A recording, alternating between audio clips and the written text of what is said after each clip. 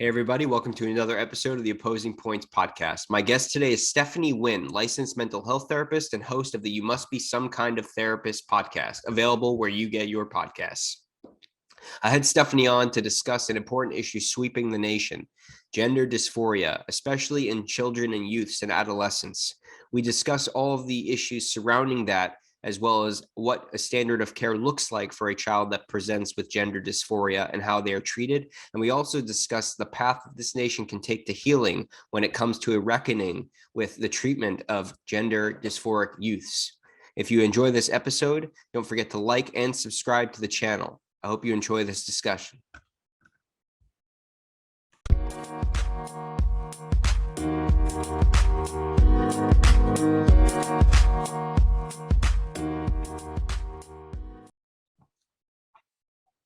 Hey, Stephanie, thanks for joining. Thanks for having me, David. Great to be here. Cool. So I feel like we could take this conversation in a variety of directions. Today, a law professor from Berkeley was speaking to Josh Hawley. I don't know if you saw that clip today. No, tell me. Okay. So she basically, he said, women give birth. I feel like this is a good start to the conversation. And she said, well, you saying that is encouraging violence and saying that trans people don't exist. And that was basically the exchange. Watching it in the 1 minute and 30 seconds, it provides a little bit more context, but that's the exchange. Like the words are violence in some of these circles now. And I just want to understand what you're seeing in terms of this transition, especially as a therapist, right? We used to, not necessarily validate that words would be violence. So what you're seeing.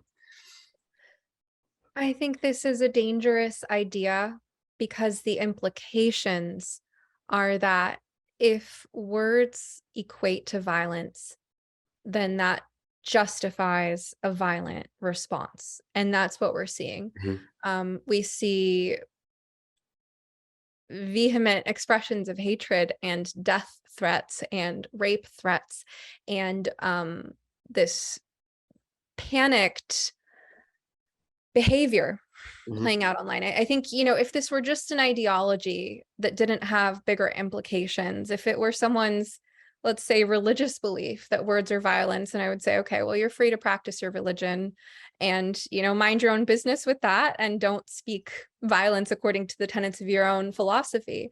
But this idea that by questioning things, by having conversations, including, I think, conversations that are pretty mature and evolved. Most of the conversations on this topic are rational, fair-minded. We, people like you and I, we refrain from abusive behaviors, logical fallacies. We're open to correction and debate. If you take language that's pretty reasonable and you frame that as violence, then you're opening the door to justify actual violence. And you're also teaching people to be paranoid, which is not good for anyone's mental health. Yep. And as a topic, like, as you know, this is very controversial. So for some reason, but I'm curious if this is a topic that you've more recently focused on, or if it's something that you kind of stumbled onto as you were beginning to practice, that you started noticing this trend in gender dysphoria and stuff like that. Can you be more specific? So like, what exactly do you like? Did you go into therapy like practicing this sort of like treating gender dysphoric children, or did you start practicing and then notice it and then start to gear towards that? Sure. Let me explain my background a little bit more. So I went to California Institute of Integral Studies from 2010 to 2013, graduated with my master's in counseling in 2013. For the next year and a half, 2 years, I worked in an inpatient treatment facility in California for what we call transition age youth. So that's 18 to 24-year-olds with severe and persistent mental illness. So schizoaffective disorder, schizophrenia, severe bipolar disorder, personality disorders. And, you know, our facility was like a step down from full hospitalization. So it was pretty acute. So I worked with that population at first, and then I moved to Oregon in 24 at the end of 2014, and started working at a community organization where I worked with people of all ages, but especially children and youth and families that were involved in the foster care system, and especially the Native American community, but also adolescents, adults, and couples. And then when I completed my licensure in 2016, I moved on to a company that operated more as a group practice, taking insurance and working with a more middle class, sort of moderate rather than severe mental health need population, you know, anxiety, depression, ADHD, PTSD, relationship issues, family conflict, things like that. So I have a pretty broad range of experience. One of my areas of passion has always been couples. Most of my practice, I'd say the majority of it has been with individual adults.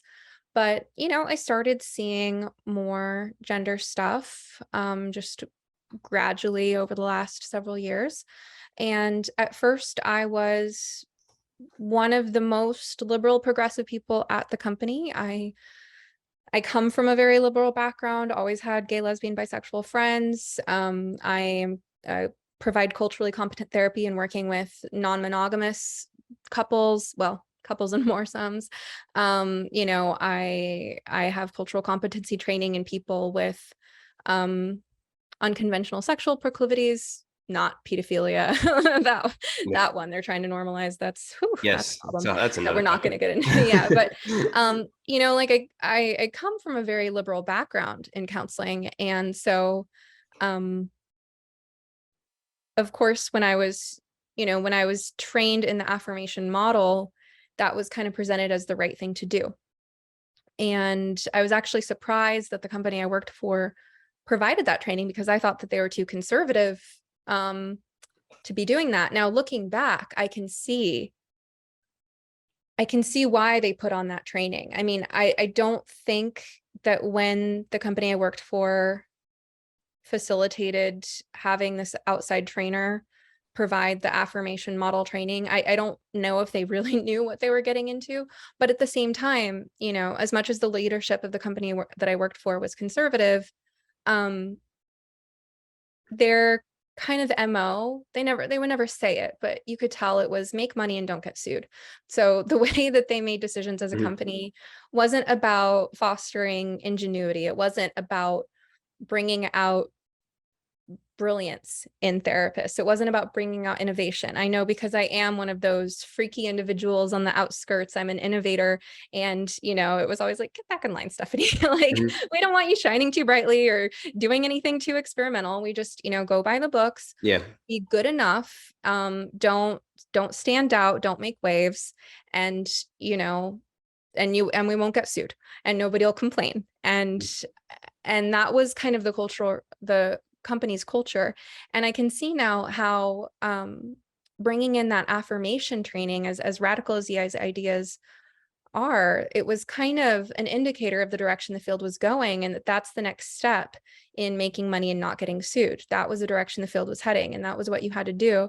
And I think that might have been part of why the company, well, the owners sold the company a few years later, because I think as conservatives, as religious men, these leaders were probably having some kind of moral conflict over promoting this ideology. But the standard of care for the last few years has been this idea of gender affirming therapy, which is actually quite radical and not evidence-based at all.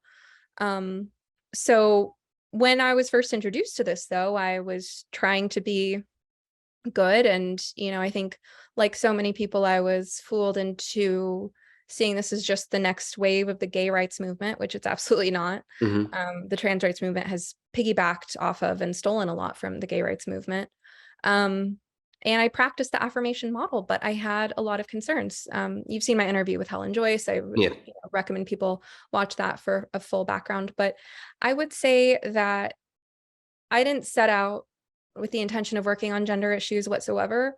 But there came a point in the last couple of years after thinking about this issue deeply, seeing where it was leading, seeing what it was doing to young people, looking outside of my practice to learn from detransitioners and parents, that I realized that this issue was calling me, and that my background, my background with working with adolescents in different contexts, my background of having survived a difficult adolescence myself, understanding cults, understanding psychological manipulation, that it all kind of put me in a good position to be able to address the gender crisis. And that's how I ended up getting into this work in the public sphere.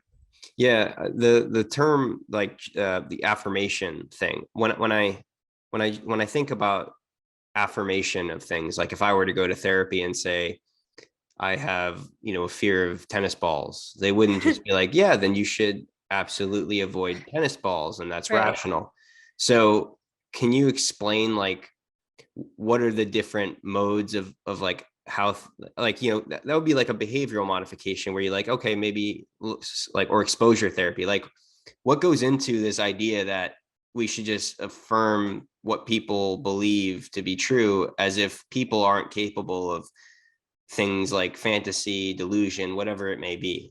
Yeah. I mean, you're right to point that out. And I love that you gave an example that's so ridiculous. Anyone listening who's ever had any positive experiences in therapy knows that you go to a therapist because you need help, because you can't solve your problems on your own. And you don't just need to be mirrored. Mirroring reflection plays an important role in counseling, in establishing rapport, making sure that you're understood, that you're felt and seen and known and heard. But that's just one part of it, right? And you go because you do need that outside perspective as well. I think part of how we got here is this idea of collusion, that if you listen to a lot of the ideologically driven language around trans stuff, there's this sense that if you don't affirm a trans identity in exactly the way they want you to, whether you're a therapist or anyone else, that you're denying their very existence. And I think, most of us who are on the outside of trans ideology would disagree with that. We would say, no, I see that you exist. You're a person, you're a human being just like me, except you're a human being who I can clearly see is male, and you're telling me you're female. And that's not true, right? Mhm. I affirm that you have basic human dignity and worth, and I want you to have the same human rights that I have. But the things that they're calling trans rights, when they're saying trans rights or human rights, they're really talking about special privileges that the rest of us don't have. The rest of us don't have the privilege of being able to go around saying, I want you to see me a certain way, and now you have to comply. And if you don't comply and you don't agree that I am who I say I am, then I'm going to get you fired from your job. And I'm going to use the legal system to intrude on your spaces, your sports, your single sex spaces, all these boundaries that these special privileges are designed to erode. This is really something quite unique. But the idea, though, is that if you don't agree with their delusion, Mhm. that you don't respect their right to live, or their basic intrinsic human dignity. And that's the framework that you have to then say that anything other than affirmation is violence, right? And so Mhm. then you apply that to psychotherapy, and the job of the therapist becomes reduced to this really pathetic, tiny little scrap of what it is that we are actually qualified to do as therapists. We're able to explore things so deeply with people and facilitate insight and change and growth, but our job has been relegated to just agreeing, and that's not what we do in any other context. But in order to reclaim psychotherapy, we have to reclaim what we know about how the psyche really works and how relationships really work, which is that it's it's healthy and natural to have boundaries, to be a different person, and that part of the benefit of the healing relationship of psychotherapy is that you can have a bond with a therapist where you feel safety, you feel trust in them, but you also feel that differentiation, that this is a separate person with a Mhm. separate opinion and perceptions. And one of the goals of therapy for most people as well is to increase distress tolerance, the ability to know that you can count on yourself to be okay, regardless of what circumstances come up. This affirmation approach is teaching people the opposite. It's saying things like that you're going to kill yourself if you don't get what you want, which is malpractice. I think I Mhm. think no therapist should ever say you're going to kill yourself, or tell a parent your child is going to kill themselves if they don't get what they want. It's Mhm. our job to instill hope and that inner locus of control that I can be okay no matter what happens. And that should include no matter how people see me, even for Mhm. someone who is, a transsexual who's choosing to live as transsexual, for them to be as psychologically healthy as possible, they're going to have some fortitude knowing I can't control whether I quote unquote pass. I can do my best, but ultimately people are going to see me how they're going to see me. They're going to include me or not. And I still need to know that I can be okay. I think if we did have appropriate informed consent Mhm. for affirmation therapy and medical procedures, which we absolutely don't.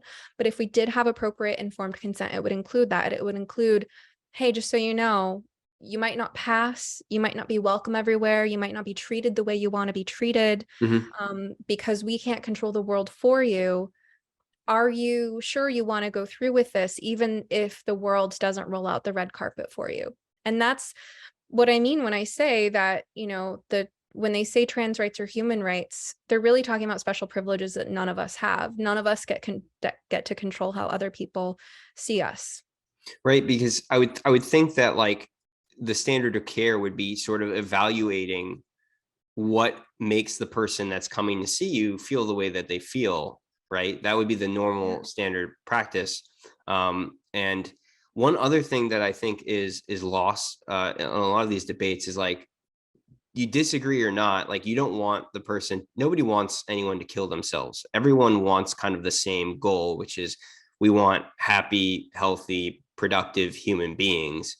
And we've kind of like drawn out our stakes and are in the ground on opposite sides, and we hate each other. Yeah, So my question is back on the standard of care thing though. Is like I know you were like kind of accused of conversion therapy, right? Yeah. And you fought that, and so that's kind of what we're talking about, which is I would assume is that you would be asking questions of why they would feel these feelings of that they feel like they're in the wrong body or something, right? And you would explore that, and then that would lead to someone accusing you of conversion therapy when my understanding of conversion therapy involves like electroshock or something like that. Right. Well, I would like to be able to explore these issues. I actually haven't even really done that very much to speak of, because I went from affirmation to pulling back on addressing this issue with clients at all, like Mm-hmm. not taking any more clients who are struggling with this issue because I needed to rethink it, to then coming out publicly on the matter. And I wasn't actually accused of conversion therapy by anyone who said that I did it to them. The people who accused me of conversion therapy were online strangers on the Okay. internet. So it was trans rights activists online who found my work, found that I am a therapist and I say gender critical things online, and accused me of conversion therapy. And then one other thing happened, which is that a parent came to a single session of the support group that I run for parents of youth who have rapid onset gender dysphoria. And this parent seemed, long story short, they seemed pretty unstable. They attended one session, and then after attending one session in which everyone else thought it went well, Mm-hmm. they sent me a number of harassing emails, left a bunch of nasty blog comments, went out of their way to contact people who I listed on my resource list to disparage my reputation, and submitted a board complaint. all after attending one 90-minute group therapy session that everyone else benefited from. So that person submitted a complaint, but no actual client of mine outside of that one person has ever submitted a complaint. But the reason I speak out on this issue is because I am currently holding myself back from offering the type of therapy I'd like to be able to offer to adolescents, because I think that adolescents need what they call gender exploratory therapy, basically the same approach that we would offer for any other issue. Tell me more about why you feel that way, exploring everything that's connected to it. And, we know that for these trans identifying youth, there's body image issues, there's sexual trauma, there's autism, ADHD, history of bullying. There are social justice issues that make them feel guilty about their so-called privilege. There's internalized homophobia, internalized misogyny, and 1,000 other reasons, and TikTok and Tumblr and all that kind of stuff, why they've formed these ideas about their gender. And I would like to be able to help adolescents explore that right now, but my hands are tied and I'm not seeing teens in my practice at all right now because of these anti-conversion therapy laws. So the only people who are taking these teens are, the vast majority of therapists, especially in my state, Oregon, who are working with these teens are using the affirmation approach and ushering kids into lifelong medical interventions that are unnecessary and going to do more harm than good in the end. While therapists like me, our hands are tied. There are a handful of therapists who take chances, and then there are therapists who are in states that are, less strict. Like, for example, Sasha Ayad, she's a wonderful resource. She's a co-host with Stella O'Malley of Gender A Wider Lens podcast, and she's based in Arizona, and the laws in Arizona are different. I know this because I had to do some digging to find this out, but it was 2016 or 2017 that nationwide the definition of conversion therapy was changed from sexual orientation change efforts to sexual orientation and gender identity change efforts. And I explained in my interview with Helen Joyce, which is episode 11 of You Must Be Some Kind of Therapist podcast, about what's wrong with that redefinition. But then each state used that definition differently in their laws. So in Oregon, the idea of conversion therapy is illegal for minors, whereas it's not in Arizona.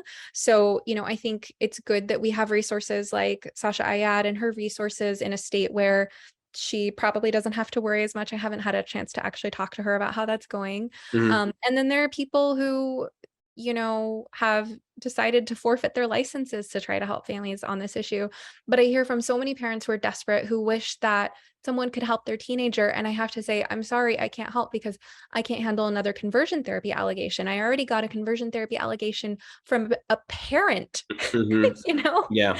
And how is running a support group for worried parents attempting to change someone's sexual orientation or gender identity, which are obviously two separate things anyway. But so do you think that the reason that there aren't so many therapists speaking out against this is because a lot of them believe it, or because they're afraid? both. I think there are therapists who have really bought into this. The other day I mentioned before we started recording that I had a tweet thread that went viral about my experiences in a woke Facebook therapist group. And those therapists exist, the ones who have, taken it up as their mission to enforce social justice ideals on the profession.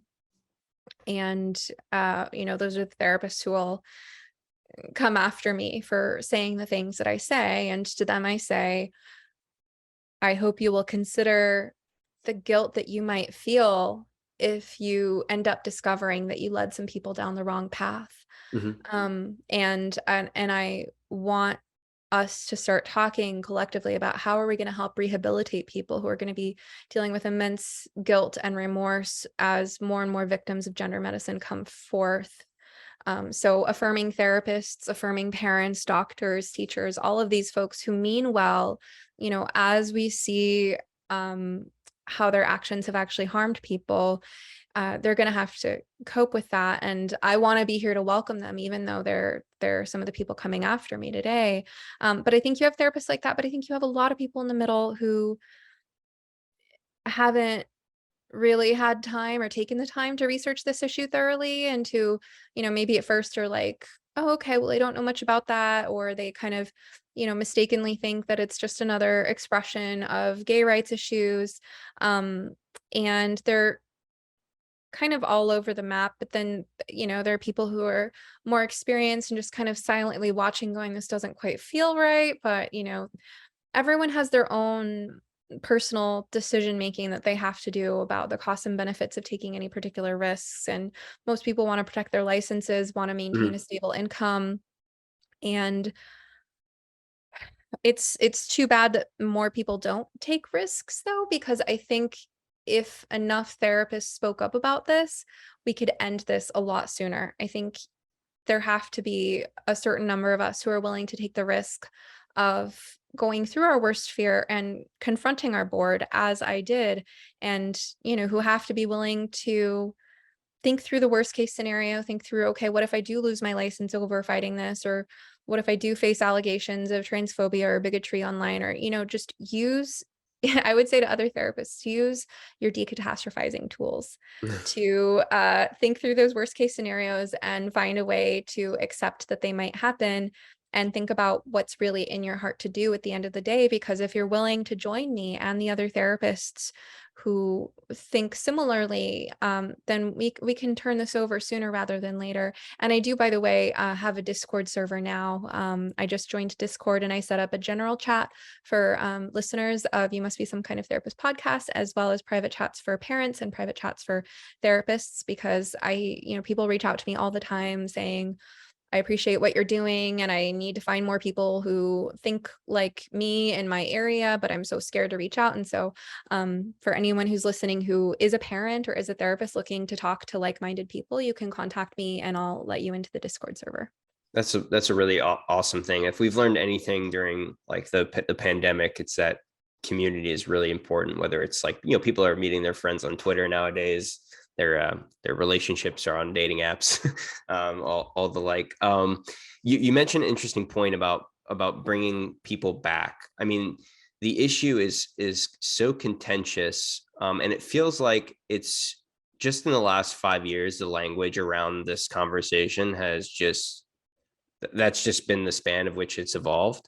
Um, and and I think one of the bigger problems that people have with it is that the force of government, especially in like places like Canada, has been behind it. So there's political power behind some of these things, and you've got kids that have these irreversible damage done to them, and so bringing them back is going to be a whole story between them and their parents, and them and their doctors. How do you think we go about that? Well, I think you're talking about a few populations here, right? So you're Mm-hmm. talking about detransitioners and desisters. And when we talk about bringing them back, when you talk about bringing them back to their parents, you're talking about healing those family relationships. Of the family relationships that need to be healed, there are ones in which gender has driven a wedge into relationships in every configuration imaginable, whether it's that the kid wanted to transition and the parents were opposed to it, and so it drove a wedge between the kid and the parents, or whether one parent was affirming and the other was not. There are Mm-hmm. families, where the parents have gotten divorced Yeah. over this issue, conflicts between parents and siblings and siblings. So there's, how do we heal those family relationships? And then what about families where, let's say, the parents were affirming and did go along and the wedge had not been driven by the ideology, but then the kid desists or detransitions and feels angry at their parents. Why didn't you stop me? I think that's relatable. Like, for me, I had a parent who didn't set limits, who didn't enforce a healthy diet, for instance. Mm-hmm. And, as an adult, when I deal with health problems that have their origins in poor childhood nutrition, of course, I feel that little bit of, Mom, why didn't you force me to eat my vegetables, force me to eat protein? And that's, the anger that I feel as someone whose parent let me down in that way has got to be nothing compared to the detransitioners who have had this irreversible damage and what they're going to feel toward their parents, but more importantly, their doctors, therapists, and everyone else who should have stopped them.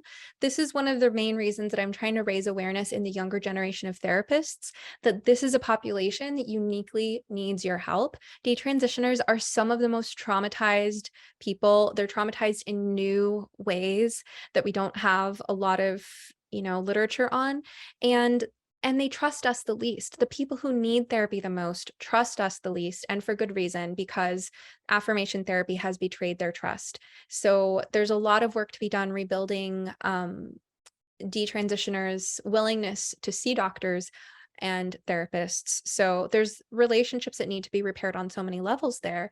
Then what's going to happen to the therapists in their own process of coming to terms with realizing that they thought they were doing a good thing and actually did a bad thing. So there's just many different levels of brokenness that are going to need to be repaired here. So what are some of the different, maybe you have some ideas on this and sort of getting that process, like you've got the podcast, you got the Discord. What are some of the things that can be done or are being done that can really unite like-minded therapists? Because as we were saying before, like there aren't that many therapists speaking out against this, but when other people are out there that believe the same thing you do, it's easier to kind of form and be like, okay, it's okay to think this way. So is there any organization or anything being done in that regard? There are a few. And some are international or largely UK based. So that would include Critical Therapy Antidote, and Thoughtful Therapists. And then there's the Gender Exploratory Therapy Association. So those are three groups that I know of off of the top of my head. I apologize if there's anyone listening to this and who's thinking I should be aware of your resource if it's not coming to mind right now. And something I find more generally is that I have to practice taking chances in my real life with saying gender critical things to people, because obviously online people know who I am. They know what to expect if they're going to follow me. And I don't engage in a lot of arguing with strangers. If someone's going to call me a TERF or something, I just block them. That's not what I'm online for. Mm-hmm. And I don't socialize a lot in person. I'm kind of a hermit. I have been for the last couple of years of the pandemic. And Yeah. fortunately, my partner is my best friend, and we have a kind of happy little life keeping to ourselves. But when I am out and about, I just gently and non-defensively make gender critical comments. And by gender critical comments, I don't mean insulting people Mm-hmm. for being trans. I mean expressing concerns about child protection and, asking parents if they feel like their kids are being exposed to ideology in schools and things like that. And, I haven't had the opportunity to drop those hints to therapists in real life per se very often, but just getting that conversation going, taking those little risks, I find most people are pretty reasonable. And if you say something non-defensively without too much paranoia, just saying something like, don't you think it's crazy that 12-year-olds can be put on puberty blockers that will permanently damage their bones?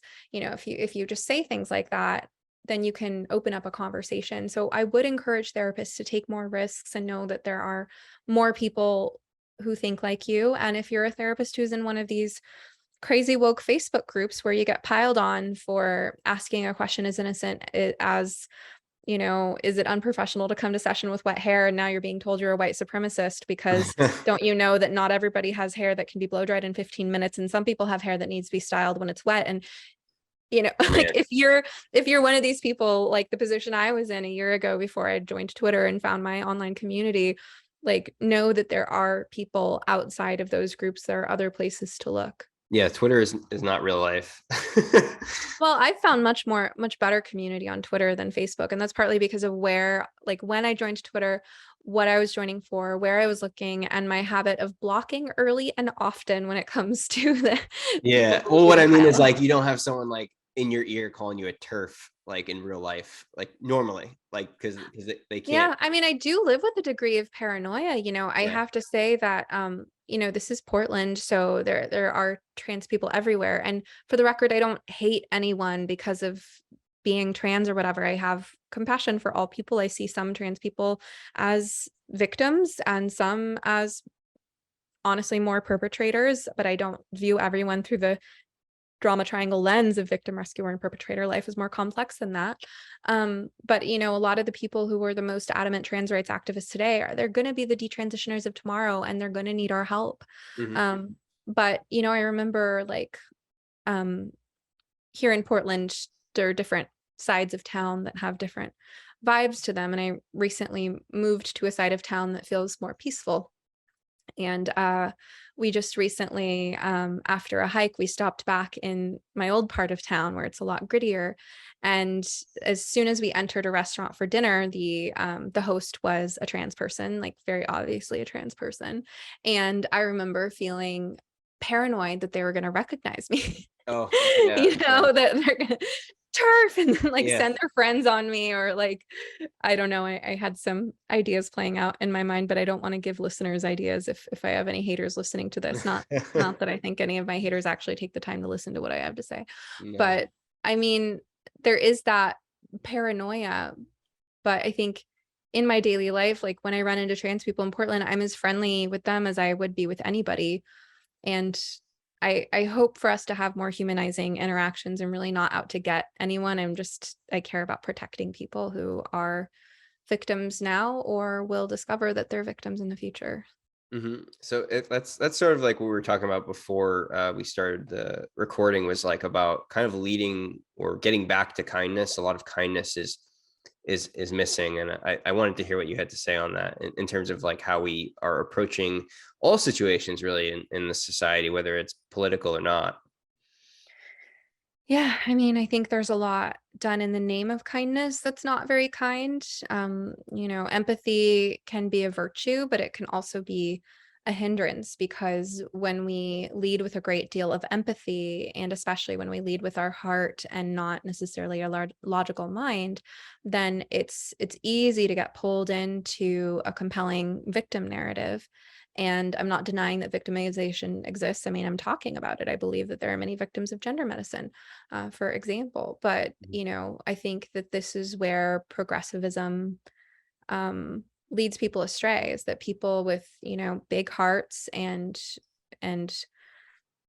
partial information are led by their empathy into acting in ways that are actually quite unkind, because their empathy causes them to feel righteous anger and protection toward who they view as being the vulnerable. And then to them, it seems like the kindest thing Mm-hmm. is to, to target and snuff out what they view as bad behavior. But there's a lack of understanding there.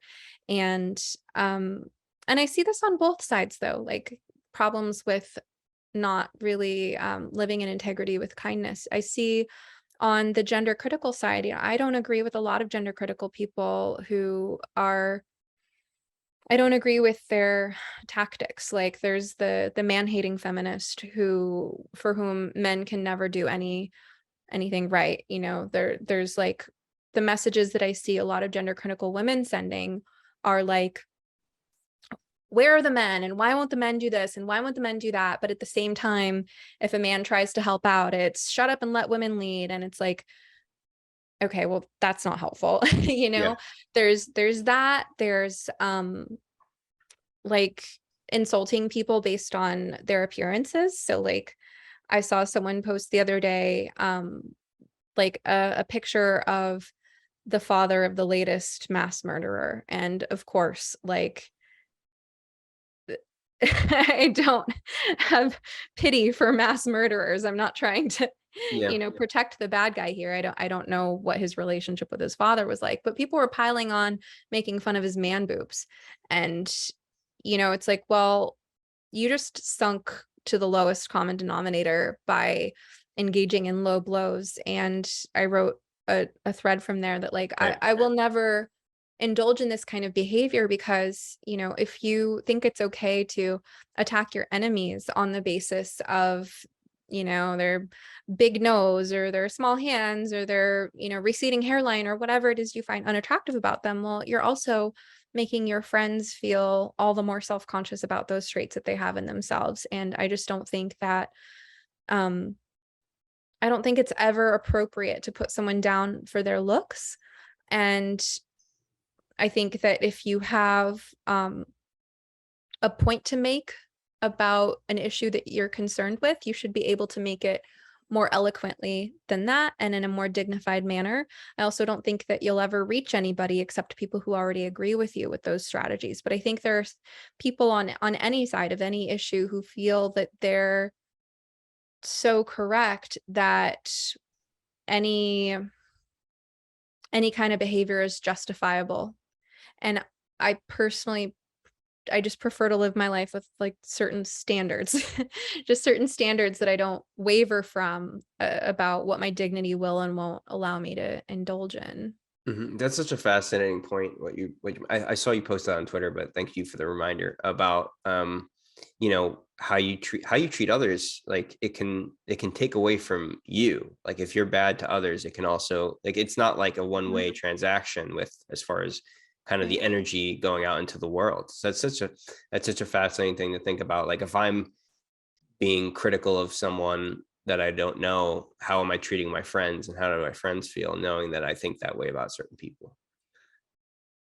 That's I interesting to mean, at the think. end of the day, you have to be able to live with yourself. That's, in Right. fact, that's the only thing you can control is, can you live with yourself at the end of the day? Do you know that you did everything as well as you could according to your own personal standards? Right. Right. So uh, we're seeing also this problem largely amongst like young girls, right? It's more common amongst them by like a significant, I don't know if it's significant. I think it's significant last time I saw the Yeah. numbers. Yeah, absolutely. The rapid onset gender dysphoria is more common with girls, but there are boys who get caught up in it too, and oftentimes they're the geeky, awkward, shy boys, not just the effeminate boys and the gay boys, but also the autistic ones and the short ones and the ones who are looking for ways to connect with girls and don't know how. Yeah. So I got a couple of questions prior from people that wanted me to ask you. So I'm just going to do my best to summarize them. But Yeah. it was mostly around like, how, because like you said earlier, basically, do you want, the therapist might say, well, do you want a trans kid or a dead kid? Right. So So irresponsible.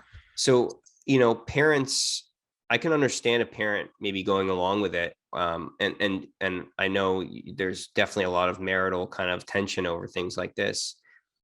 Like, I know every situation is different, but how should a parent respond? I mean, if their child just comes home like out of nowhere, you know, I can't imagine how I would handle that situation if I had a child come home and say that.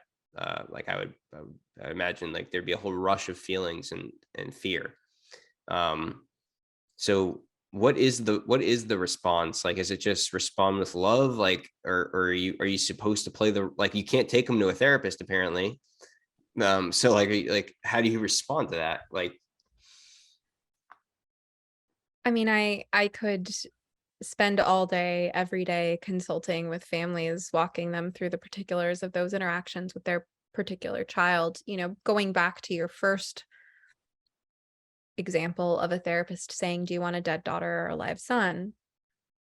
Um, I think a parent could justifiably say, how dare you bully and manipulate and coerce me using what is obviously my worst nightmare as a loving parent to try to frighten me into doing some novel experimental procedure on my child, and contact that therapist licensing board and look at your informed consent documents.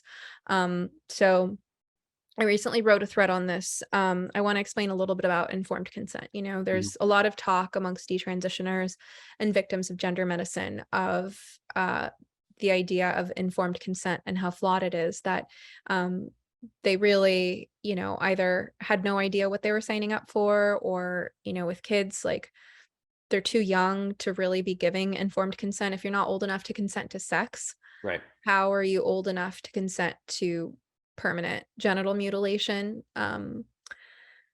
But informed consent for psychotherapy. I wrote this thread on if someone is practicing gender affirming psychotherapy, which is just talking, it's not any medical interventions, what should the informed consent documents for that look like? So as therapists, we have informed consent documents that our patients sign at the beginning of treatment, and it's our responsibility to go over what are the risks and benefits and alternatives to treatment, setting expectations, expectations including clarifying that I don't prescribe medication, that change doesn't happen overnight, that, you should expect to invest both in and outside of session, expect to show up weekly and think about what we're doing between sessions as well, um, setting expectations. Yeah, I set expectations with my clients that while I understand that certain conditions, mental and physical conditions, can make it really hard to take care of yourself, um, and I don't expect someone who's severely depressed to just start waking up at 6 a.m. and going for runs. That's not the point here at all. But that, you know, our body and mind are inextricably connected, and you can't expect to get better in a vacuum. You can't expect therapy to quote unquote fix your problems if you're not willing to at least try to change your habits around sleep, nutrition, hydration, movement, Mhm. and so setting expectations, right? Looking at risks and benefits. So like risks and benefits of psychotherapy, the benefit section is where you explain what you could potentially stand to gain if you engage in this therapy well, and if this is a good fit for you. Um, and risks include things like things getting worse before they can get better. So, for example, psychotherapy can bring up painful memories, powerful emotions that you might not feel prepared to handle. Of Right. course, a responsible therapist will try to, assess your, as we call it, your ego strength or your psychological resources, as well as your material resources, your social resources, both in and outside of session, and not push you into something that's too vulnerable before you're ready to handle it. But informed consent, when it comes to the risks, you should include some expectations around how like this can bring up painful feelings, and that could potentially trigger you to maybe resort to some old coping mechanisms. So for example, if someone's trying to break an addiction, that might not necessarily be the time to do deeper trauma work, because activating those old traumatic memories is going to make them crave their drug of choice more. Right. um, Other risks might include things like, becoming more aware of what's not working in an important relationship, your marriage or your job, um, could make you want to end it before you're ready to decide on that. So risks and benefits is part of informed consent. So and also, informed consent will say things like, that I practice this or that type of therapy, it's evidence-based, and here's my training. I think informed consent documents for affirmative therapy, if they were to be honest and accurate, would include things like that this is a novel approach that hasn't actually been the standard of care for very long, that gender dysphoria used to be rare, and the standard was watchful waiting, and some explanations of how our roles have changed rapidly. Mhm. Affirmative care is not evidence-based, and it doesn't have much history behind it. Some of the risks of affirmative care include that someone who sees an affirmative therapist as opposed to an exploratory therapist for a gender issue is more likely to go down the path of medicalization. Now, at some point, that leaves the therapist's purview and becomes the responsibility of their medical providers. But that it's more likely that they're going to end up going down a path of irreversible medicalization, which opened us up a whole other informed consent to medicalization process. And this affirmative care has not been demonstrated to improve family relationships. So, we know that family relationships are really important for psychological health. And this is probably not the best approach for people who want to reconcile, because generally what you see with affirmative care is it's all or nothing. It's either, the family agrees, no questions asked, or the relationships dissolve. So there are a number of risks to affirmative care that I don't believe are included in informed consent. And for anyone listening who's a victim of gender medicine thinking about filing a malpractice lawsuit, I'd be happy to discuss my thoughts on this more particularly with your case. Mhm. So you mentioned like TikTok earlier. We know this is very popular among that like middle school age. And also this is kind of like the first generation that's grown up completely with like social media. And then you also mentioned like what you're talking about with like regards to marriage and anxiety. But like, and people are like, what I got at that is that people are not spending the time to like understand themselves and understand necessarily where their anxiety might be stemming from necessarily. They might just be like, well, I have anxiety from like you, when really it's from something completely different. And so I'm wondering if you see kind of that connection between more social media leading to more disconnect, leading to more looking for connection, more like, you know, females, I don't like, not to be sexist, but females generally rely on people. And that being the factor that more women are experiencing this than men. Well, we have a desire to connect as human beings. That's just fundamental. And yeah, I mean, women are especially social, but women and men alike. Right. And we have a desire to understand ourselves and to alleviate suffering. Um, so I mean, going back to things I recently posted on Twitter, which is like, why are we talking so much about things I recently posted on Twitter? Segment. You know, there's a video going around from libs of TikTok that showed a very angry woman. I mean, almost any video from libs of TikTok shows someone who's Usually. kind of histrionically angry. Yeah. Um, but it was a woman basically saying that all white people should stop making content for the next several months because you already talk too much and you should give us BIPOC a voice. And there was so much anger and vitriol and just self-righteous rage, hatred really coming across. And I was thinking it was painful to watch, and I thought, these are the people who go to Apple Podcasts and leave reviews calling my podcast a hate cast. Almost every single negative review I've received uses the word hate. And I think there's a reason these people are so big on the word hate. It's one of those blanket accusations they can use just like bigot or racist or transphobe or homophobe. It's one of those, you know, catchphrases. But I think it's also clearly a sign that that's a projection, because when you look at these activists, they're full of hate, and Yeah. they're projecting that hate both by, you know, attacking other people with it, and projecting in the sense of assuming that that's where other people are coming from. And so I circulated this video of this woman from TikTok who I saw a lot of hatred in her. And I made some comments about how I wish I could help someone like this. I believe that if someone like this were to come to therapy, not that someone who's on TikTok saying all white people need to shut up is going Mhm. to come to see a white therapist, but you know, I feel like I could actually work with someone like this and get to the bottom of their anger. You Mhm. know, what are quote unquote white people a scapegoat for here? You know, I wanna trace it back to her mom or maybe Yeah. her ancestors. You know, there could be some intergenerational patterns here.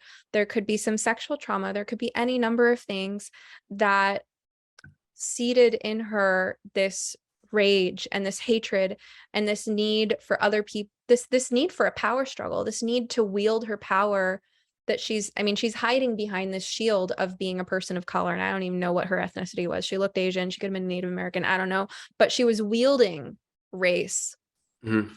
to as a sword to say, sit down, shut up, bow down to me. I'm the person who's talking. I'm the one in control here. And you know, it's like, I want to understand what drives someone to feel the desire to dominate other people like that.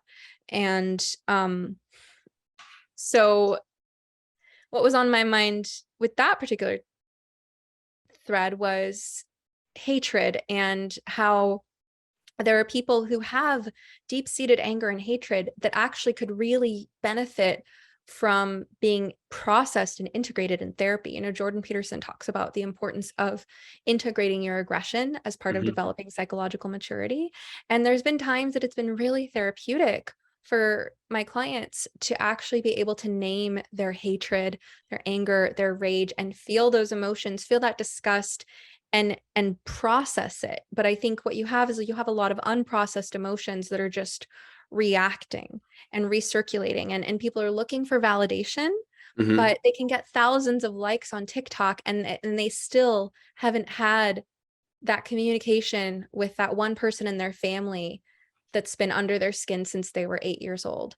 So, we see things like that going on. We see a lot of self-diagnosis, a lot of fake or bad mental health advice, the blind leading the blind. Yeah. We see a distortion of the concept of diagnosis with people self-diagnosing and the trendiness of diagnosis, and then misusing the concept of diagnosis to justify bad behavior and to reinforce bad mental health habits. And I think that because people always have the internet to numb their emotions, they're not left feeling the actual horrible consequences for what it's doing to their psyche enough to want to change their behavior. But that's where I think people need ecotherapy. I Yeah. think I mean, I think they all need to go on Snowflake Mountain. Have you seen that show? no, Oh, but it's people so do good. people do need to get out in nature more, or something, like hike, like what you were saying about coping. Like I find that whenever I'm kind of, I call it like a funk, like, whenever I get into some sort of, man, I'm not going into like the light place right now that is my usual self, I usually just like get back to a couple things, which is like talking to friends, running, like, or working out, and like reading, like feeding all the different parts of yourself that might be kind of starved for something, like, Yeah. during the day, or whatever it may be. And usually you can, maybe you're not perfectly happy during that time, but you can kind of keep some guardrails around yourself by providing like a structure. It's like how they say, make your bed every day, or something like that. And thank goodness that you at least have those things, right? So I think we all need several grounding touch points that we can engage in to regulate ourselves. And like you say, you don't have to be happy. You just have to know that you can at least do that thing. And, I talk about the importance of hobbies. So I think everyone needs hobbies that you can engage in alone, and hobbies that you can engage in with other people, hobbies that you can do indoors and out, year round or seasonal. Um, some that are mental and some that are physical or involve working with your hands or your senses. Hmm. So we need different types of hobbies. So for me, piano is a hobby that I can engage in by myself year round.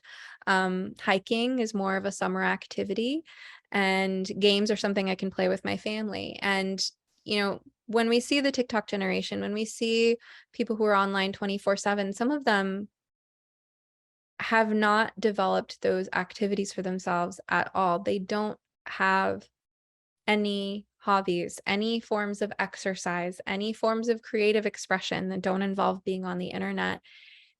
And that's scary. And I think for many of these folks, it's going to take nothing short of a complete digital detox, Hmm. because as long as your drug of choice is there, you're going to reach for it until it's no longer become an option. And once it's completely not an option, then you're unhooked. Then you can kind of look around your environment and think, well, what else could I do? What else is there here? Or who else is there here for me to engage with in some way? Hmm. Yeah, I mean, when I think about, like, also just having friends that know you well, like a support network, whatever it may be. Like I didn't learn how to ride a bike, I was telling you, till like this year. And I just bought my first bike after getting on a bike for the first time like 6 months ago. And my friends know my personality, which is that like I don't quit easily, but when I get really frustrated and like might not, or like I'll look for an excuse, like, oh, this isn't working.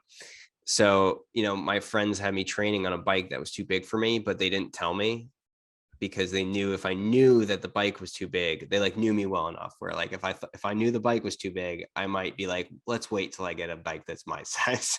So Uh, like, having like a support network that can ground you, which is like, again, what people want. They like, when a lot of these, I know a lot of these people with gender dysphoria go to like, what do they call those, like like threads, or I'm losing the word for it, like forums or whatever it is. like uh, Tumblr and stuff. yeah, like Tumblr, and they're looking for people that can give them guidance, um on the internet 3,000 miles away in another country.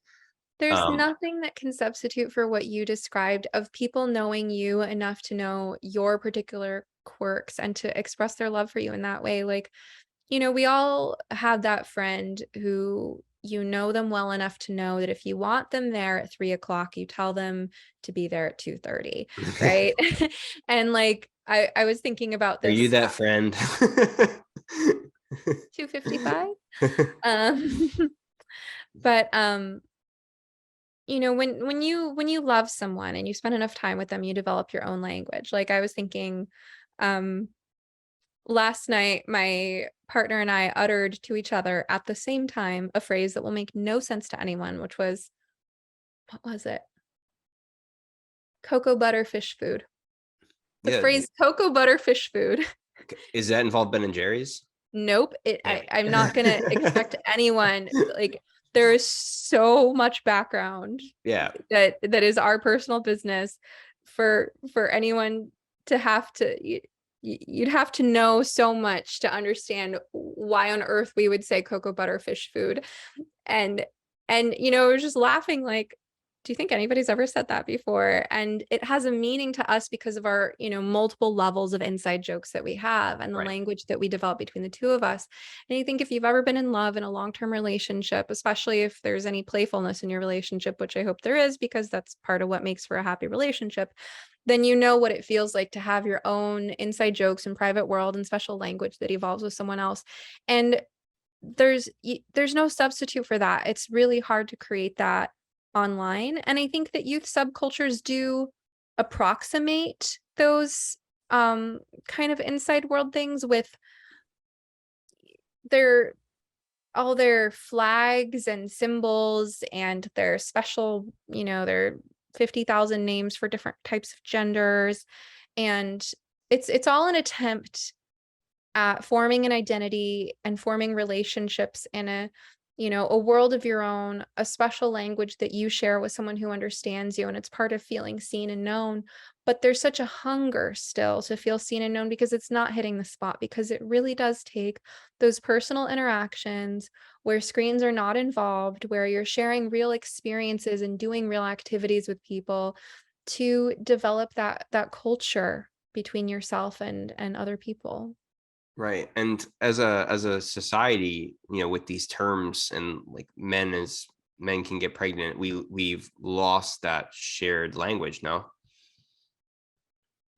Right. It's almost as if because we lack the innocent imaginativeness of playful, loving interactions with people, the same sorts that lead to me and my partner saying cocoa butter fish food. What? It's like because we're missing out on those, our imagination needs something to do, and we end up entertaining these notions that are so disconnected from reality, but that have real consequences for reality. Right. Something about that just seemed like really groundbreaking to me as we were discussing it. I was like, wait, maybe our relationships can be extended to the broader world. And it applies. We Well, need shared humor. you see so much imaginativeness in these kids. I mean, if you look at the videos circulated by accounts like Lives of TikTok, Right. it's easy to pile on and get critical of the bizarre ideas, but it's important to remember these are 15-year-olds, they're 19, they're 23 at best. And don't you remember what it felt like to be that age and to have your attempts at your inside jokes and your special ways of bonding with your friends, except they don't have that. So it's all playing out online. But the problem is that adults are agreeing with it and it's spreading like wildfire through social media. So instead of being this kind of cute, weird, fond chapter of your life that you can look back on 20 years later as the weird stuff you did with your dorky friends when you were 16, now it's a subculture that has actual political clout and that is Mhm. affecting medical decisions and breaking families apart. Right. So like aside from social media, like are there any and you mentioned autism, some pre-existing kind of, I guess, things that can make someone more susceptible to have these sorts of gender feelings. Are there any other like environmental factors that you think come into play? Yeah. So I will say, I want to say to parents who are listening to this, it's not your fault.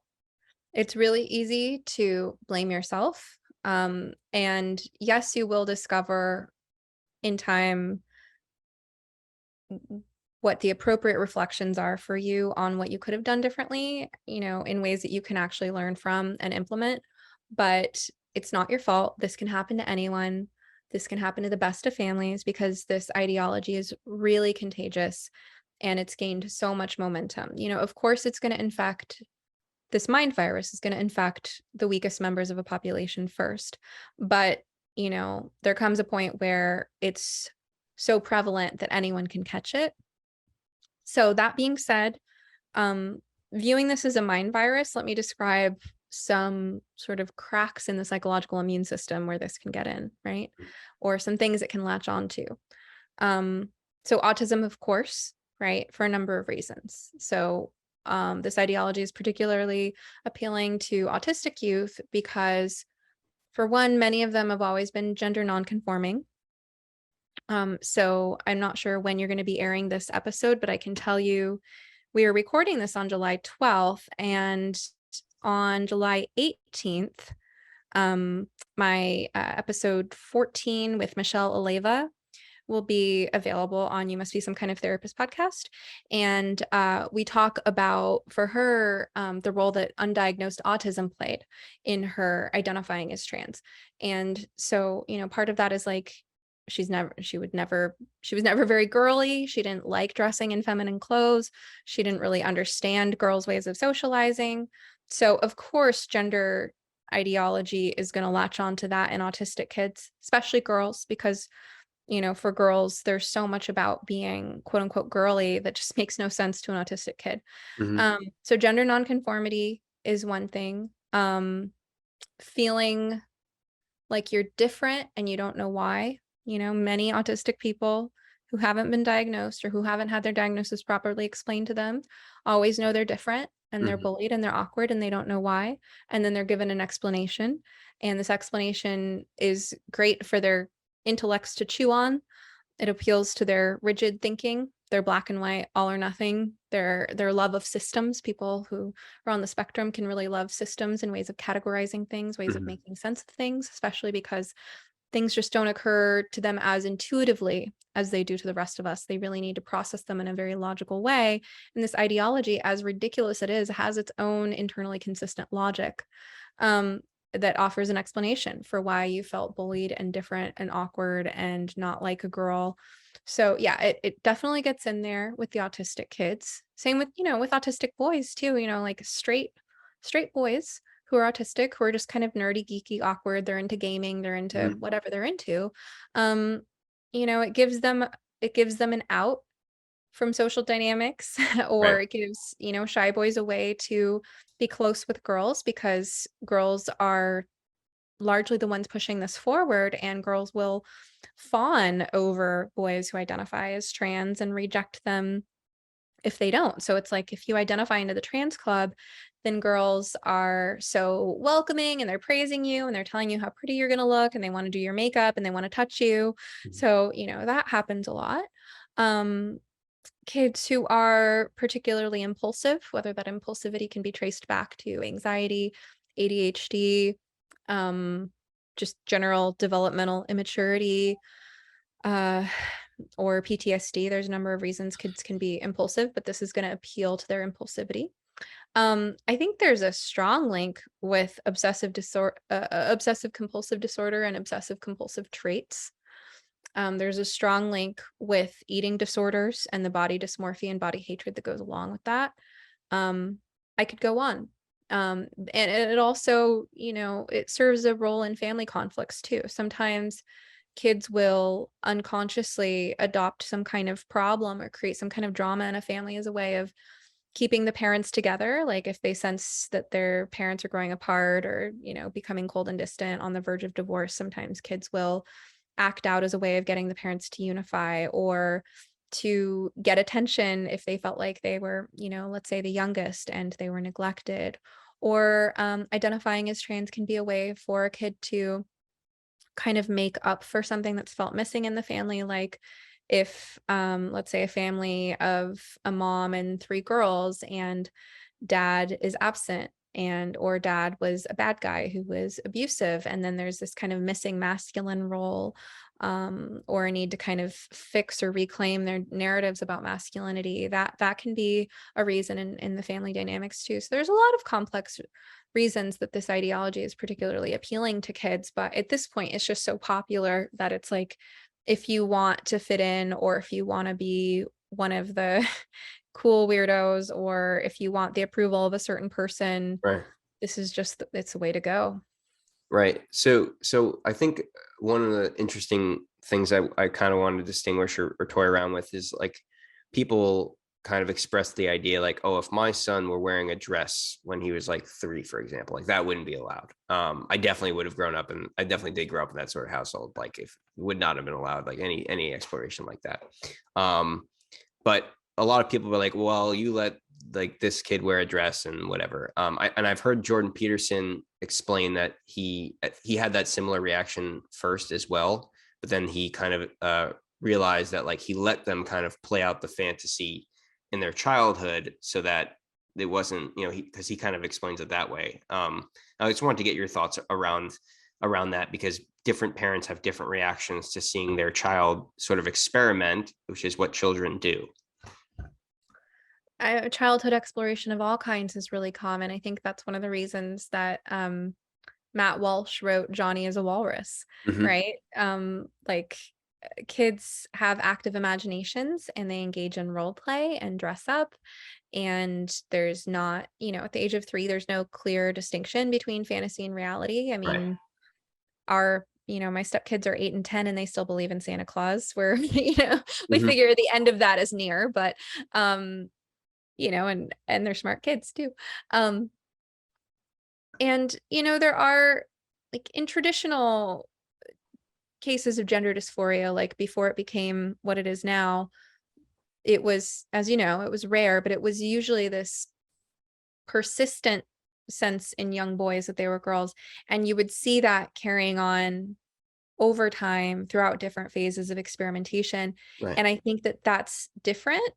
And those cases are pretty rare, but that's different from a boy who wears a dress one day and a trucker hat the next day. And I mean, kids, I believe, should be free to try on all of the clothes in the dress up closet and play all of the games, and make believe and role play all of the characters in Mm-hmm. their make believe play. And that we do them a disservice if we get too concrete about it, if we latch on to an aspect of their imagination or their identity that's forming at a young age. There's this concept, I can't remember if it's from Ericksonian or Piaget, but one of the developmental psychologists, there's this concept of identity foreclosure as a place that you can go wrong in adolescence, because adolescence, and now I'm no longer talking about the 3-year-old who puts on the high heels, but now I'm talking about in adolescence,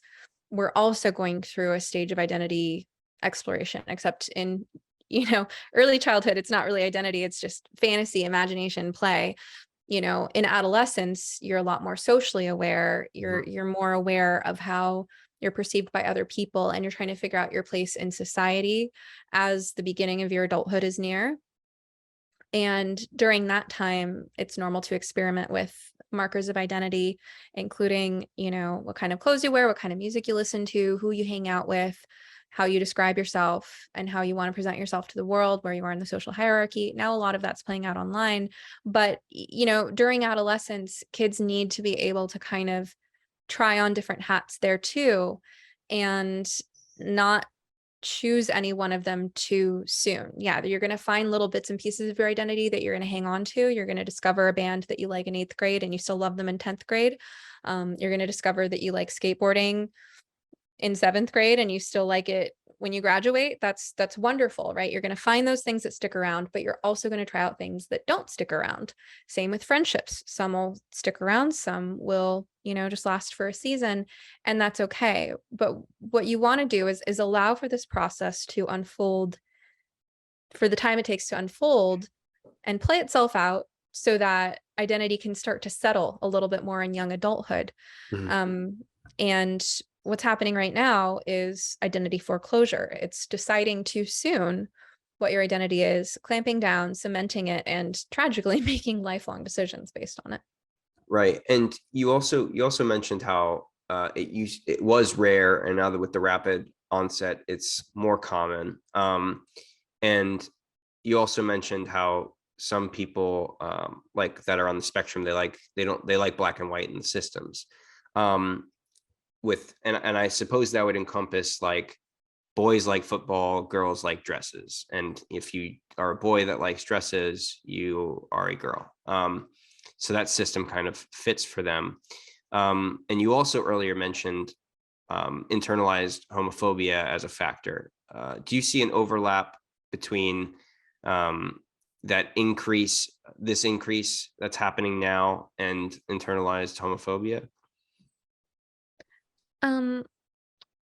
Yeah, and I want to take it in slightly a different direction, because I think one of the worst things that's happening to young gay and lesbian people is that they're being told things about the nature of sexuality that aren't true, that are going to do nothing but hinder and delay them from actually ultimately developing fulfilling relationships. So what I mean is that if you just look at the facts and you look at biology, there's a very small portion of the population that's homosexual.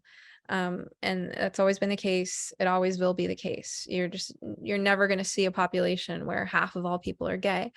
But with gender ideology and queer theory, it's as if sexual orientation doesn't exist anymore, because if anybody who says they are a woman is a woman, and you're supposed to be attracted to people based on their gender identity, not their genitals, and if you can see where this leads. It erases the reality of same-sex or opposite sex attraction. Nobody's heterosexual or homosexual anymore. Everyone is either pro-trans and attracted to gender identities, or they're anti-trans and bigoted. It's very bizarre and backwards, right? So, now lesbians are expected to like dick if it's called girl dick, right? It's so I think one of the problems with this is, and where it leads, is that if you're actually homosexual and you're growing up in this environment and this is what you're being fed, then nobody's telling you the honest truth, which is that you have a disadvantage in the dating pool that your straight peers don't have, right? Your straight peers, there's almost a 50% chance that someone they're attracted to, well, not even if, I mean, no, okay, let me do the math. If you're heterosexual, living in a world in which 95% of other people are also heterosexual, right? Let's say you're a girl, you're attracted to a boy, then the chance he likes you back is, out of the 95% likelihood that he also likes girls, then it's just a matter of what reduces that probability is how attracted he is to you in particular. Right? Okay. But if, let's say, you're in the 2% that's gay, then like there's, 95 to 98% chance, and these numbers aren't exact, that person is definitely not an option at all. Right? Yeah. And then, the 2 to 5% probability that they're even sexually attracted to you, then within that, it's like, well, do they like me in particular, and not just people of my sex? Right. So people who are homosexual are naturally at a disadvantage when it comes to the size of their dating pool. That's just data, right? But what happens when gay people are growing up with queer theory and it's confusing them is you actually have girls who like girls who think, well, if I'm a boy, she'll like me and I can become a boy. All I need is my testosterone. Oh my goodness. I mean, I feel for these girls so much, and it makes me so angry that they're being lied to, because if you're a girl, no straight girl is ever going to like you. she's not an option, right? And it's lonely enough being gay. Just because you are a minority, you're a sexual minority, your dating pool is smaller. Even if you live in a world that's very accepting of gay people, it's just a smaller dating pool, and dating is more awkward, flirting is more awkward. And I just feel like this is making it so much harder for gay youth to receive accurate information and compassionate guidance growing up about how to embrace their sexuality and how to date wisely. And so you find kids transitioning partly under the false notion that then straight girls will like me, or then gay boys will like me, or, you know, whatever combination we're dealing with here. Right. I mean, I just thinking about that's tragic. That they think that, because I feel like we're told kind of, or at least I was told, you know, be who you are and that'll attract, like, you know, whoever you're meant to be with. And now they're kind of subliminally being fed that, like, I have to be a boy or this, or I won't be happy. And so that's, and I'm also thinking about, like, just all the different hormones raging through the average, like, 12 to 16-year-old, where it's like, am I attracted to my best friend? Like, these are moments of in time that can very much change by the time that you're 16, 17, 25. Like, even from when I was in college or 22 to now at 29, I'm like, I think differently. I mean, it's just a matter of fact that you're basically becoming like a different person every 5 years. So it's just such a shock to me that you could do this to your body at such a young age, and that it can be encouraged to be done. Something so irreversible that they say is reversible. It ignores everything we know about human psychology. You're absolutely right. And anyone who has an ounce of self-reflection can see that, right? Can see that you're doing things at 40 that you never imagined you would want when you were 25. And there's science to back this up. I've seen the data. I don't remember when or what it was called. I'm not good at remembering those kind of facts, but I do remember, like, reading a study on this, that we actually underestimate how much we are going to change over the course of our lifetimes. So it is baffling that people who should have enough life experience to draw on and be able to reflect on those things in themselves are really deluded into thinking that these kids' ideas won't change, when these kids' ideas are obviously shaped by the culture that they're living in. And those of us who have come around to see it in the gender critical way understand that they are trends. Yeah, one of the other big things I could think about, like, a certain in terms of like a lifestyle, is like, you know, if you're someone that it's believes in God or doesn't believe in God for most of your life, and then you have a sudden kind of switch and you either become a zealot, or, you know, a zealot atheist or a zealot religious person, you would probably then look at your past self like, oh, I was such a sinner, oh, I was such an idiot. And Mm, that's like a huge thing. That's literally like, I wonder where the world came from. yeah. That's a big umbrella thing, and that defines literally every action you take, because it's, am I going to be judged by whatever vengeful God, or can I do whatever I want, and who's going to judge me?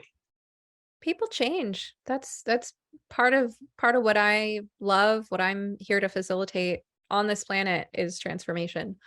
It's the human condition to change. And I think some of the most fascinating people, if you understand their life stories, you'll see that they've lived many different lives. And I think those of us who are trying to protect youth from gender ideology, we really just want to ensure that they have the same freedom that all of us have to reinvent ourselves without being so bogged down by the consequences of the past that we can never get past it. Hmm.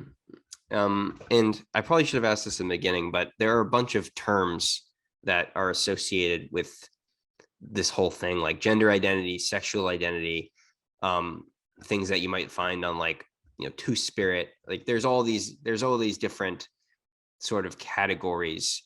How should people wrap their heads around that when they're having these conversations? Because the, Forget it. Throw it all out. These are this is the like, language we had was good enough. yeah, it's You like know, trans women are women, but why do you need you the word? have a sexual orientation, you have a sex and you have an orientation, and that's That's all you need to know.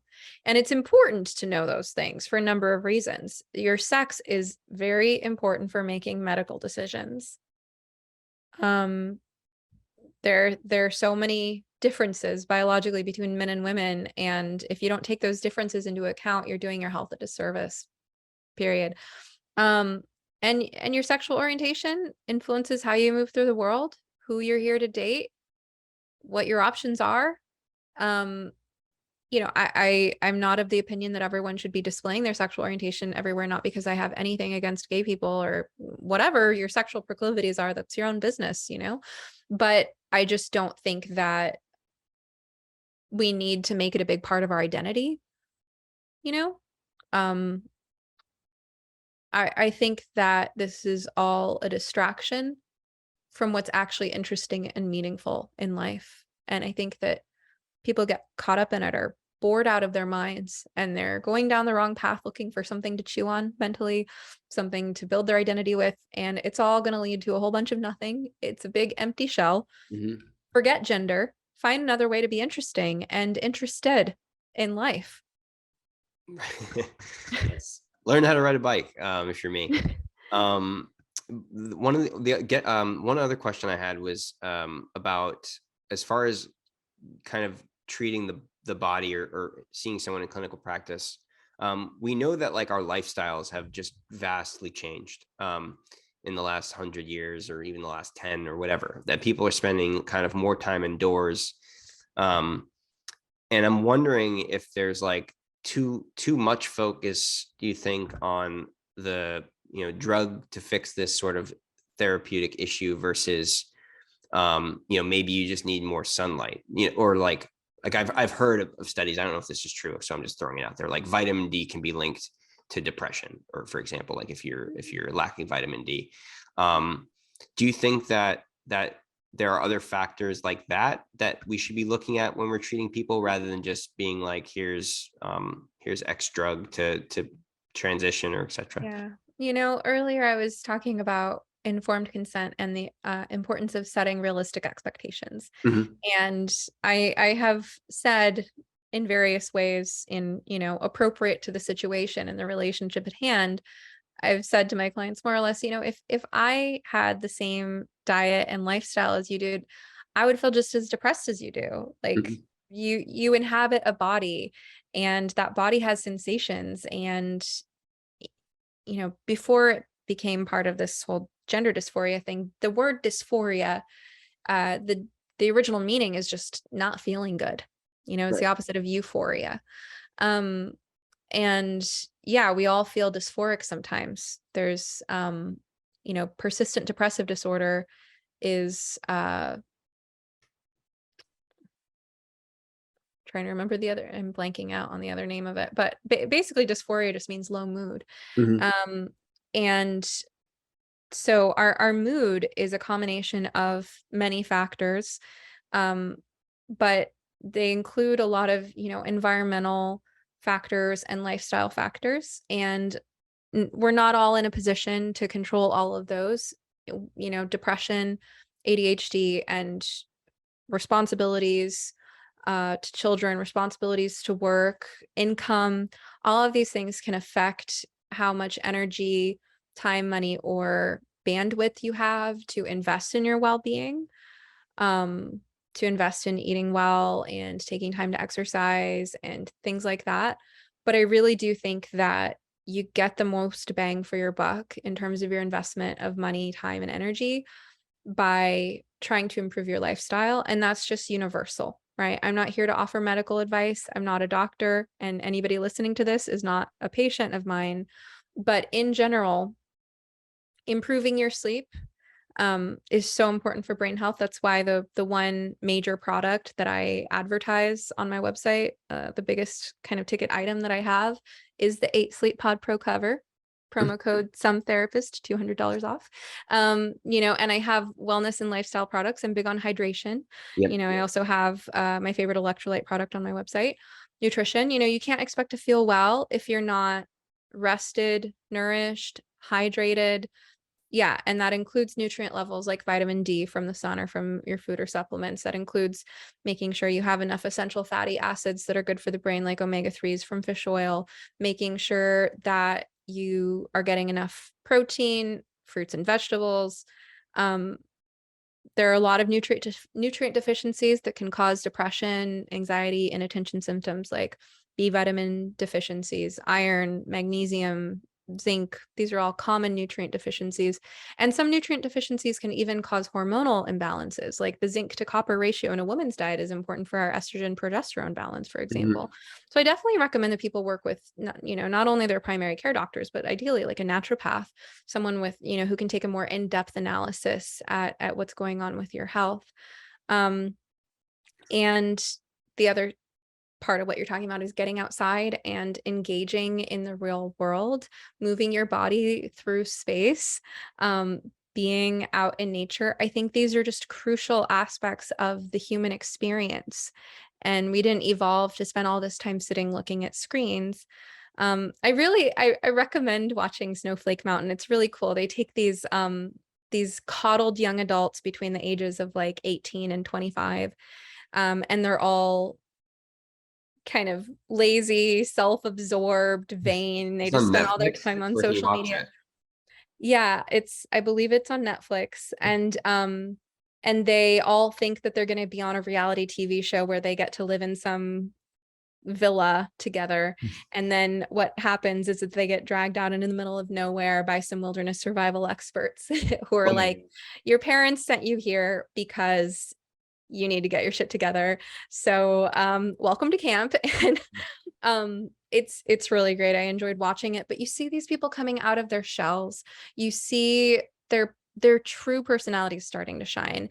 You see that their personalities before going on the show were these kind of artificial, histrionic TikTok personalities that they made up to entertain strangers on the internet. Right. Very exaggerated mannerisms, very dramatic, but what you see as the show unfolds and they're forced to do these survival activities and work in teams outdoors and learn some real skills is you see the real personalities developing and the character developing and the relationships developing, and it's just so good to watch. I actually want to get one of them on my show to That'd be interview. super cool.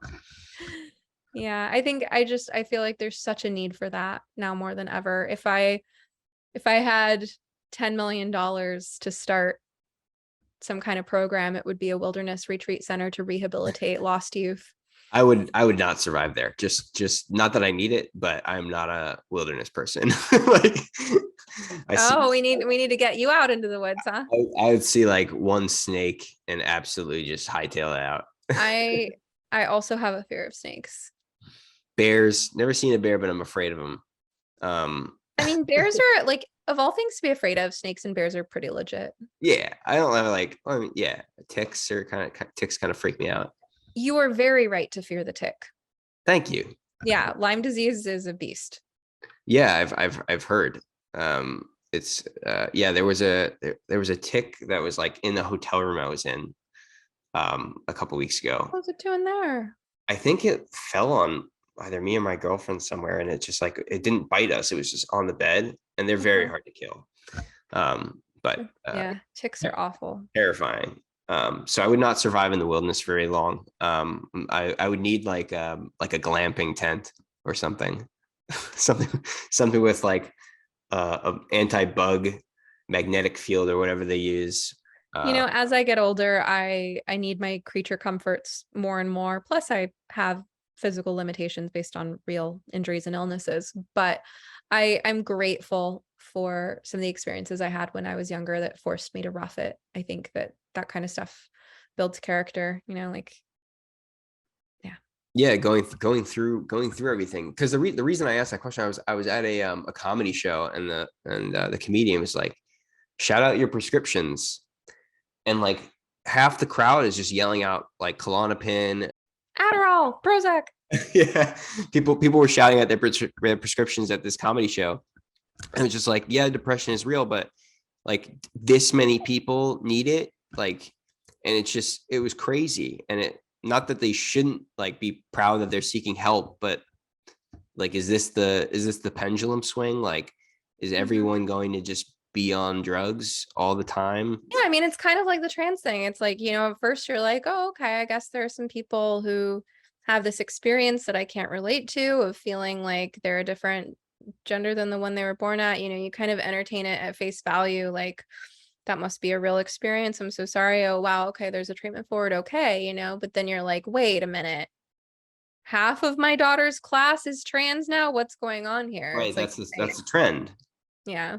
So it's like, how do you not look at that and be like, this isn't that's like, it would be like me winning the lottery twice in a day, even once actually, or people in the same city winning the lottery. Like, it just doesn't make sense that it would extrapolate.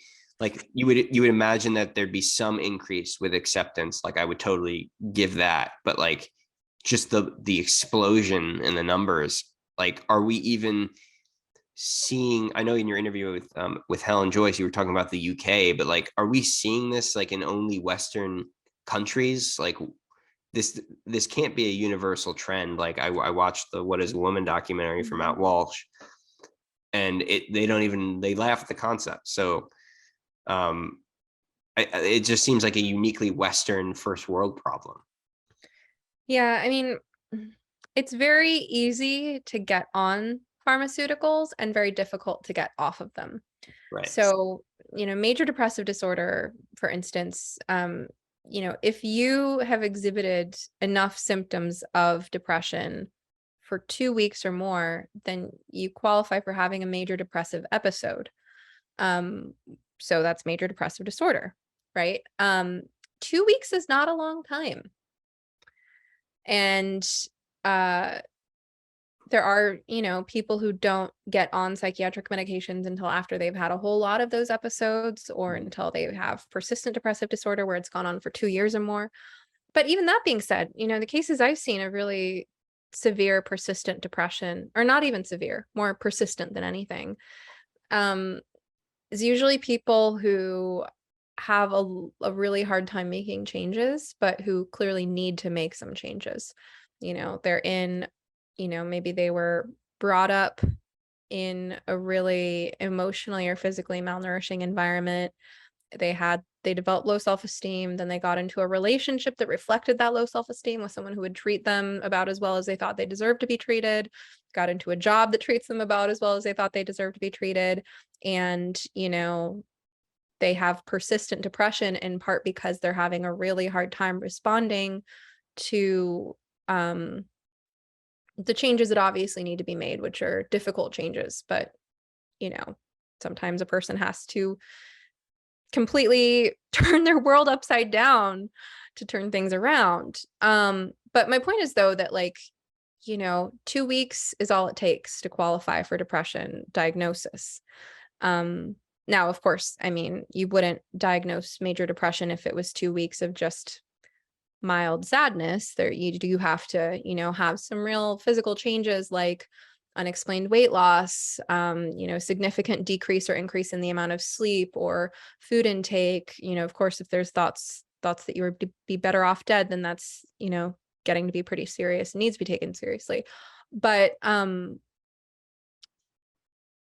once a person gets on medication, then it can be very hard to get off of it. And this isn't my area of expertise. It's not something that I want to, definitely, I'm not here to give any medical advice, but I think it's easy to kind of find comfort in staying on something because it's, relatively cheap with your insurance. It's easy, it's familiar, and maybe you're afraid of what it'll unearth to get off of it. But I think also sometimes the medications keep people numb to situations that they actually really need to transform, and transformation is hard. It takes work. There's things they're afraid of letting go of, the security of the only job that they know how to do, or the only person who ever loved them. Or, I mean, it's hard to make changes, but I think that an important part of healing is finding that fighting spirit within you that says, my life matters, damn it. And I'm not going to let my life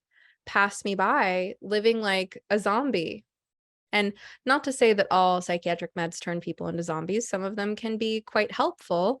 But I think that sometimes medications need to play a briefer role in people's lives, to stabilize maybe during a period of intense stress, but that ultimately they're a tool to help us get to somewhere else, and that it can wear on your sense of self-esteem to be reliant on something long term.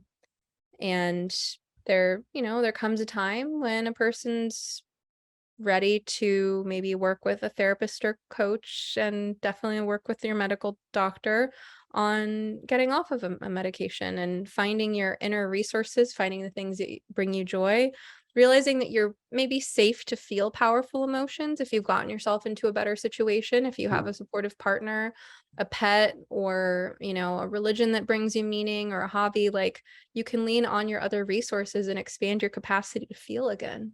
Right. Because it seems like people may tend to lean on either the drug that they're on, or this, like you were talking about, like TikTok identity that they have where they have to maintain it. And then when they're left alone in a room in front of a mirror, they're like, I don't know who I am. But they go out, they leave the room into a room full of people, and they put on a persona. And I attribute, like, just in my own kind of experiences, I attribute that sort of dissonance with a lot of the roots of people's unhappiness, just like not being consistent with what you actually are. Like, your body tells you kind of what's going on usually. Like, if you're unhappy, there's usually a reason. It's not because like your soup or steak didn't come out as you ordered it. Like, it's from something else, and Yeah. you have to look. Sometimes your feelings are trying to tell you something, and a good therapist can help you figure out what they're trying to tell you. Is this just an old familiar fear that doesn't have to do with the situation at hand, but just has to do with the anxiety you inherited from your mom? Great. Well, then you know that you can use your tools to push past that fear. Is this a fear that's actually telling you instead that there's some real danger you ought to look out for? You should stay away from that person. Great. Learn from that fear. Our emotions are teachers. We need to develop the tools for understanding what they're telling us. And sometimes chronic dissatisfaction means that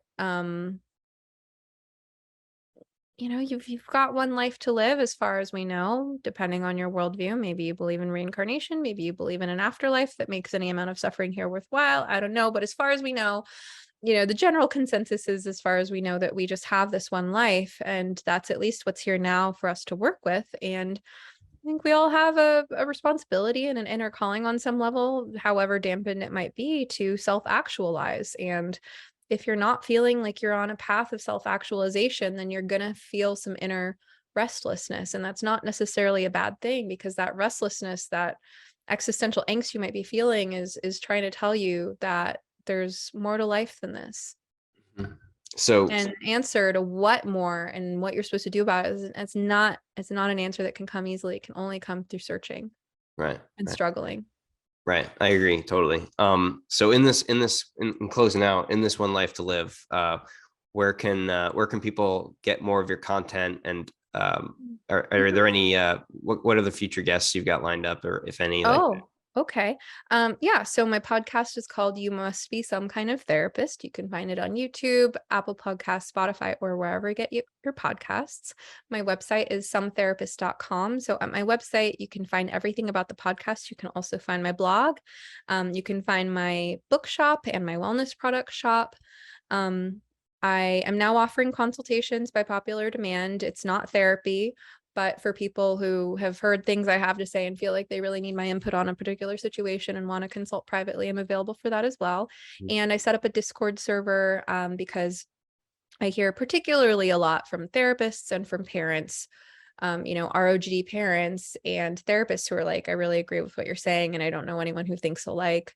There are other groups, both for therapists and for parents, that are wonderful. So for therapists, I would refer you to Thoughtful Therapists, Critical Therapy Antidote, Gender Exploratory Therapy Association. These are all wonderful groups.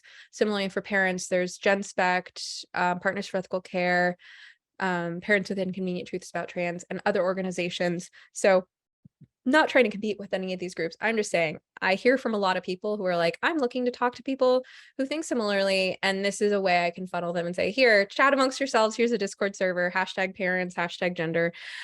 So that's a way that people can reach out if they're looking to have conversations with like-minded people. As far as my guests, I have a long list. So right now, the first, as of the day that we're recording this, there are 13 episodes. I'm not sure. Actually, do you know when you're planning on airing this? I'll probably, I mean, it doesn't make sense to put it up tonight. So I'll probably put it up like Monday. Oh, that's soon. Okay. So Yeah. Monday the 18th, that'll be the day that episode 14 is coming out with Michelle Oleva. So that'll be the second detransitioner interview that comes out on my podcast. The first one was episode 8 with Helena Kirshner.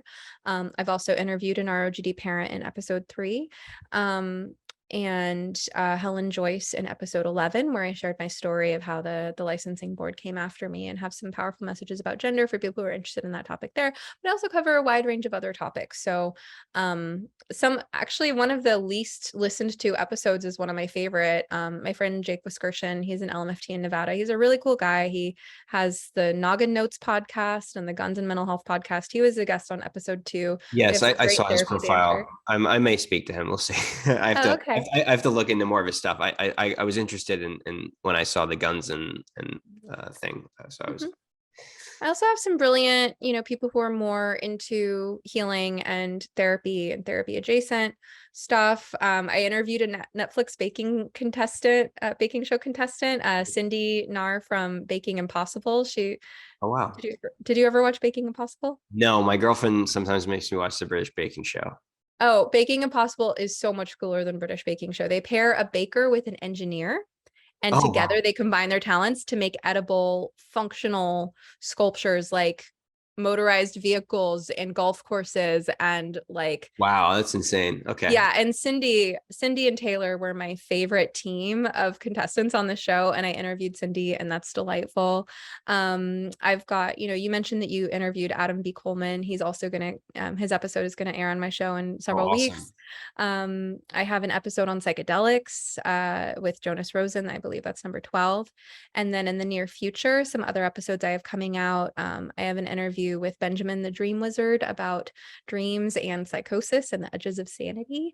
I have I need a dream interpreter. I have a really long list. I could go through it because I don't want to not do justice to any of my guests, but I also don't want to take up too much of your time just listing names. No, it's okay. I wanted to get a little bit of a taste for viewers, because I think you've had some pretty interesting, like Helen Joyce comes to mind. I know she was on her on that. Well, viewers can just go to my website or, find my YouTube channel or look up You Must Be Some Kind of Therapist. And I try to make pretty descriptive titles and show notes.